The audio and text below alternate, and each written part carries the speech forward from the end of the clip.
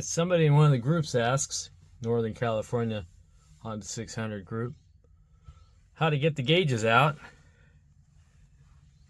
Those are the gauges. These are sedan.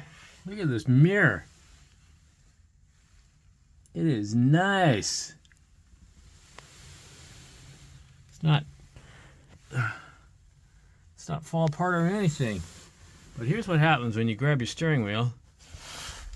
They just break right off. Alright, so this is a demo on how to get your gauges out. You take a flat blade screwdriver, or if you have a nail puller, it might be even better. But anyway, you just dig underneath the gauge like this and pry it up.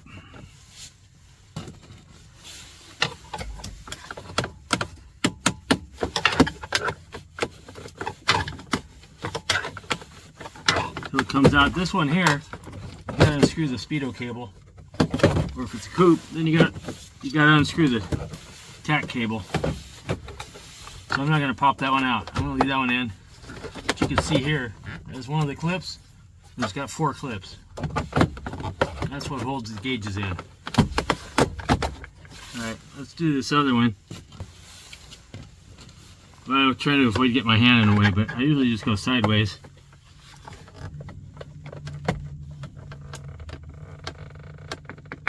That was in there, but it popped. You just pry around until it comes out. This one will come right out because it's only got wires attached to it.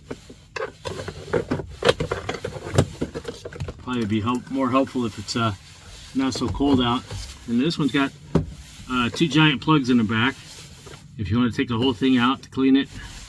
A lot of times this lens here on the turn signal or the high beam, they fall down inside the gauge. Then you just take the 4 screws out and take the gauge apart. And a lot of times these are really stuck in there. Not that one, obviously, and